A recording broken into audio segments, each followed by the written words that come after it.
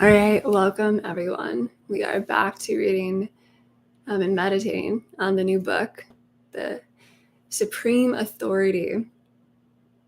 And as we continue on, if you've been following along, we're just going to keep going. If you need to catch up, be sure to check out the past few days. I want to, set the intention as I've been doing before we kind of get into it. What we're about to listen to, where we're going into this part is getting clear on the assumptions we want to have about our life, assumptions about our imaginal acts, assumptions about circumstances. We are, once again, just highlighting or neutrally finding the assumptions that actually logically make sense when it comes to creating your reality. Law of assumption. Now, as with anything, this is a blueprint. This is something that you listen to it, and the ones that feel right will feel right.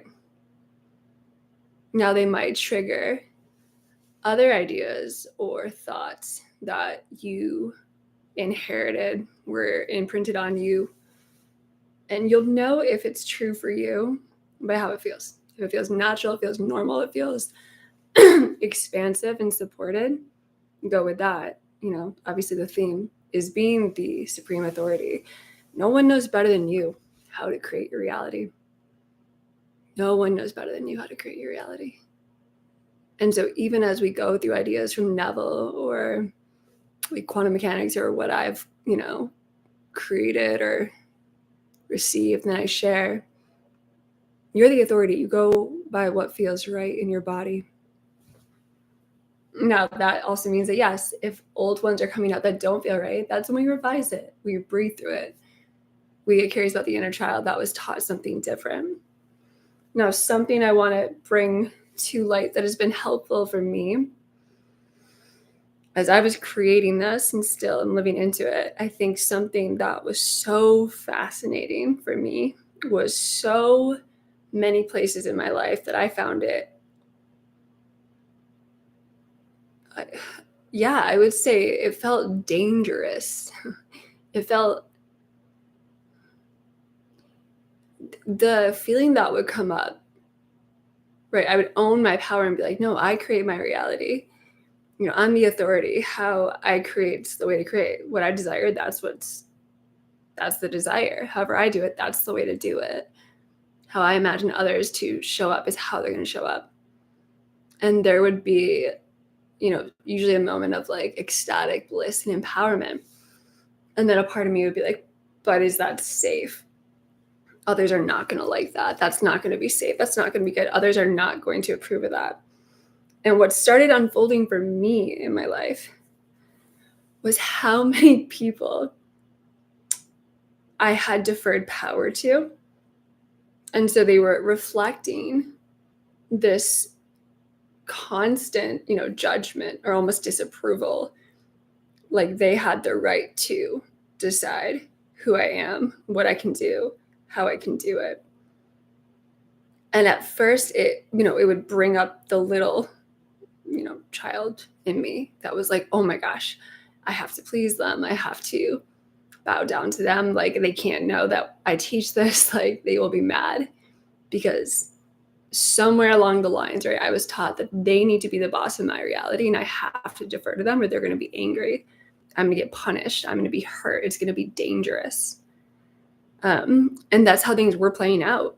There was a lot of when I stayed strong in my boundaries, or I really would keep revising, but then also saying, I'm not going to people please. I'm not going to go into this. I'm going to stay strong in what I actually want. There was a lot of reflection of seeming pushback, judgment, advice, and things I didn't ask for.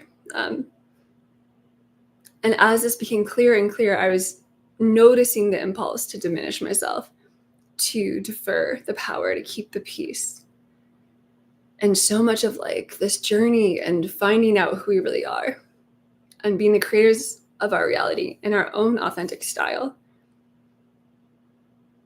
I find is this push and pull of where am I still deferring power to others to keep the peace? Where does that still feel unsafe to really own this?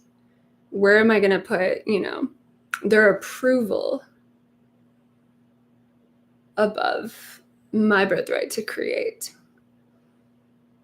And it can be challenging. We want to be loving and patient with ourselves. And this is where, again, the inner conversations have helped immensely to hear these people say, even if they never do it on the outside, you are the creative reality. Stay in your power. Trust yourself. I mean, the self-trust in this is so important. If manifestation is about dominant assumptions getting pushed out, which means whatever you're certain about is what you're going to see.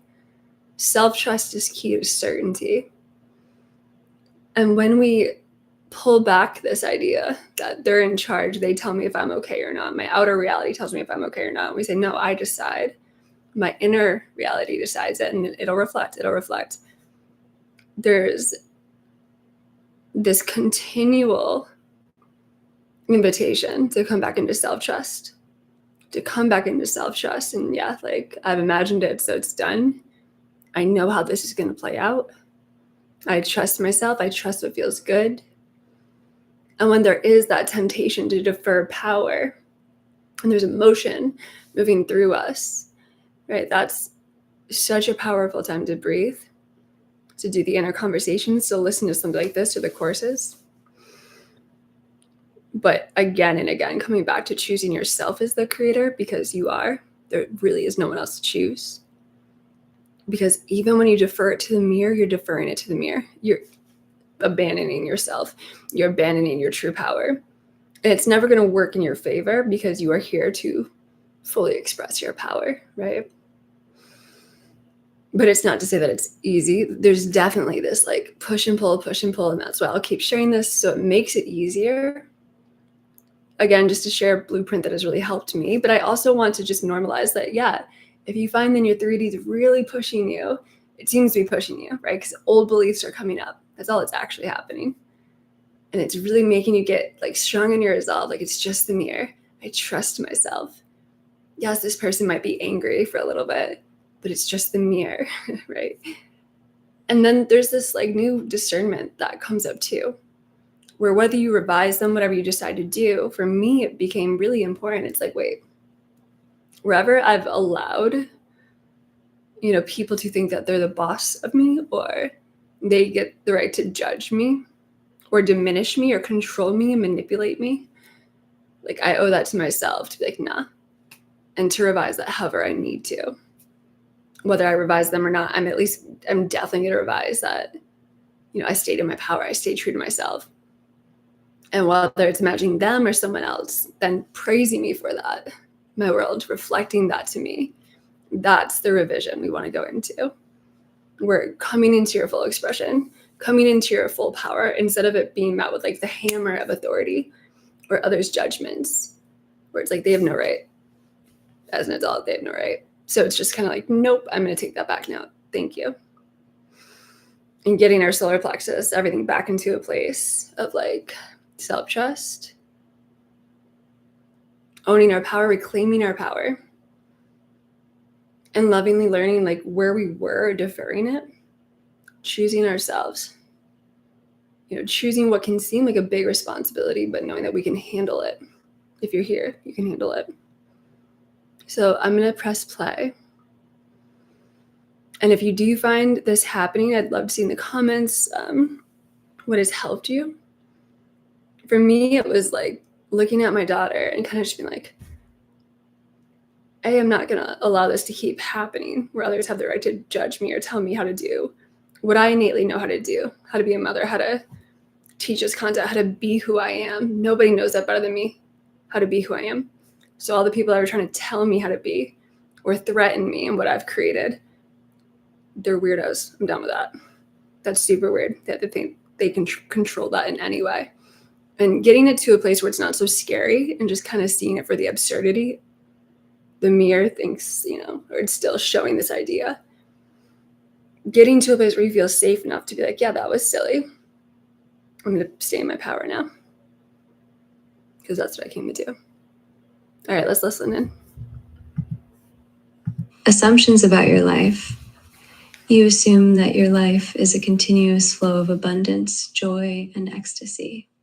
There is no room for struggle or lack, because you know that you are constantly supported by the universe, which reflects back to you the beauty and abundance of your inner world. Every day is filled with miracles, big and small, because you expect them, you anticipate them, and you accept them as a normal part of your life. Your daily life is infused with a sense of wonder and gratitude. The mundane has become miraculous because you recognize the hand of your own imagination in every detail. The sun rising in the morning, the feel of your partner's hand in yours, the taste of your favorite food, all of these are miracles, manifestations of the love and abundance you carry within you. I am surrounded by miracles. Everything is always working out for me. My life is filled with love and joy. These are the truths that color your everyday, turning the ordinary into the extraordinary. Assumptions about your imaginal acts. Your imaginal acts are not just daydreams, they are the blueprints of your reality. You assume that whatever you imagine with feeling must come to pass. There is no question, no doubt, only the deep, abiding certainty that your imagination is the only reality. When you close your eyes and visualize, you know that you are not just seeing possibilities, you are creating facts. Every imaginal act is a seed planted in the fertile soil of your subconscious, and you expect it to grow and bear fruit. Your approach to imagination is one of playfulness and joy, knowing that you are the master of your own world. I am the creator of my reality. What I imagine I become, my desires are already fulfilled. This is the foundation of your creative power, and you wield it with confidence and delight, knowing that your imagination is limitless. Assumptions about circumstances. Circumstances are not something that happens to you, they are something you create. You assume that everything in your life, good or bad, is a reflection of your own state of consciousness. There are no accidents, no random events, only the unfolding of your own beliefs and assumptions. This gives you an incredible sense of power and responsibility because you know that at any moment, you can change your circumstances by changing your inner state. You face challenges with a calm, unshakable confidence. I create my circumstances. I am always in control. Everything is unfolding perfectly for me. This is your guiding principle, the truth that underlies your every action and reaction. There is no fear, only faith in your own power to shape your world. Inner Conversation, LC 2025, 11, Conversations Within and Without. Your internal dialogue is a continuous stream of positive reinforcement, a constant reminder of who you are and what you are capable of. When you speak to others, your words are filled with the same confidence and positivity. You talk about your life and your experiences with gratitude and excitement, knowing that you are speaking your reality into existence. With your partner, your conversations are deeply intimate, filled with love and affirmation. You both speak to each other as if you are the most important person in the world because in your reality, you are. Every word exchanged is a reinforcement of the love and connection you share. I love our life together. We are so blessed. Every day is a new adventure. These are not just words, they are the living truth of your shared reality, your new radical attitude. Your new attitude is one of complete and utter certainty. There is no room for doubt, no space for hesitation. You know who you are, and you know the power you wield. You move through life with a calm, serene confidence, knowing that everything is always working out in your favor. You are unshakable, unstoppable, a force of nature. You are deeply rooted in the knowledge that your imagination is the only reality, and everything you experience is a reflection of your inner world. I am the master of my fate. My world is a reflection of my imagination. I am limitless.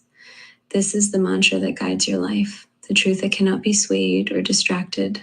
Every day is an ecstatic experience because you know that you are living in the reality you have consciously created. There's no struggle, only joy. No fear, only love. You are the embodiment of the law of assumption, living proof that imagination is the only power, and you wield it with grace and mastery. Your life is a miracle, every moment filled with the ecstasy of knowing that you are the creator, the director, the star of your own reality. And this truth, this radical, unshakable truth, is the foundation of everything you do, everything you are, and everything you will ever become. In your new state, your thoughts, emotions, and actions are in perfect alignment with your assumptions. These aren't grand, sweeping declarations, but the everyday casual thoughts that naturally flow from the deep certainty within you. Even when old circumstances contrast with your desires, they are merely background noise, unable to sway your inner knowing. All right, thank you for joining. We will continue this on and continue with our book here. One final note, I'd love to hear your thoughts about how you've revised or stayed in your power, stayed in your center when the old way of being, right, to defer our power to go outside of ourselves kicks in. How do you stay within? How do you choose yourself? How do you stay in the authority?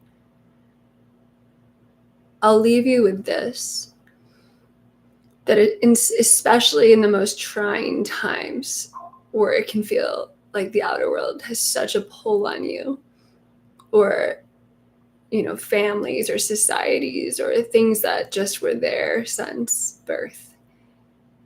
I know it can feel so intense, and there's a lot of fears that will come up as we continue to choose ourselves. So learning to feel it and breathe through it and praise yourself and love yourself for having that courage to keep going within, to keep choosing your own authority. And every single time you do it, you are investing in yourself and in your truth. It's never wasted. One of my favorite lectures Neville does it's about that. Not wasting your words, not wasting your inner conversations, but always investing in your imaginal acts, investing in yourself, investing in your inner world, and seeing this for the world that it is. It's a reflection of old dominant thoughts, right? It's the mirror, but it does not dictate anything besides what you decide on the inside. So we'll keep going tomorrow, and I look forward to seeing the comments of how you've been processing this and becoming the supreme authority, because you are, no matter what.